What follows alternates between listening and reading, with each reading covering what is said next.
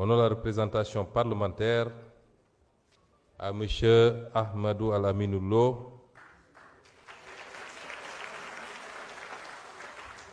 qui hier a été nommé Premier ministre de la République du Sénégal.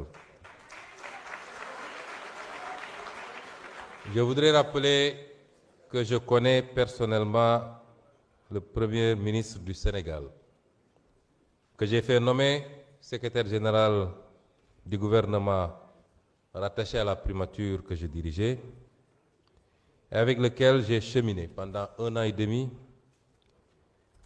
et abattu un travail colossal dans la confection d'abord des référentiels, notamment celui du Sénégal 2050, le master plan, le master plan et tous les autres documents relatifs au référentiel. Et je peux témoigner que c'est un travailleur acharné, un homme compétent, un homme dévoué.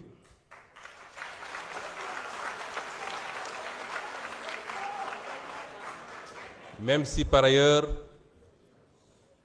je dois à la vérité que nous avons certaines divergences sur certaines questions, notamment la question monétaire, la gestion de la dette et d'autres questions similaires. Je voudrais dire qu'un gouvernement se forme normalement avec la formation politique majoritaire dans un pays.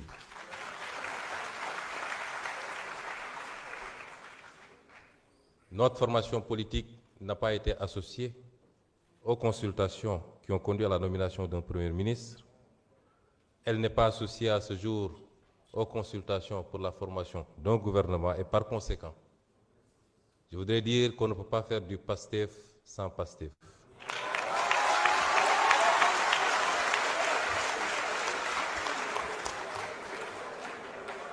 Et la seule référence du socle PASTEF dans un discours n'a pas légitimité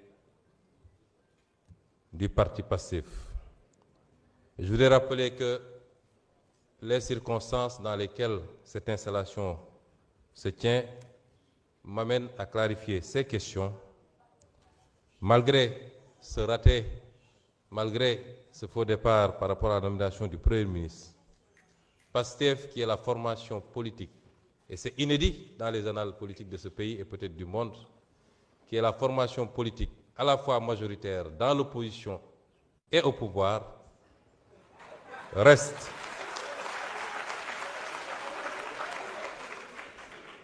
ouvert à une discussion responsable qui met de côté les égos pour trouver les voies et moyens d'une gouvernance apaisée et terminer ce mandat dans les meilleures conditions.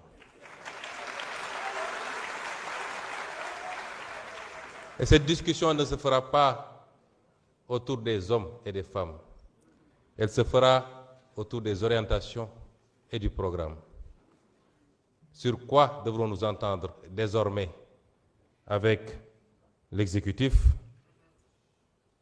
Quels sont les engagements qui ont été pris récemment sur la question liée à la restructuration?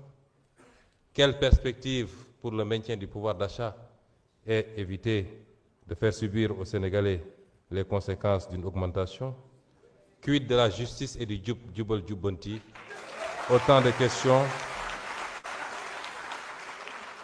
questions qui devront fonder les discussions s'il en est avec le président de la République pour pouvoir envisager de continuer à l'accompagner dans la sérénité, le parti, l'Assemblée nationale, les majorités que nous détenons aussi bien dans l'opposition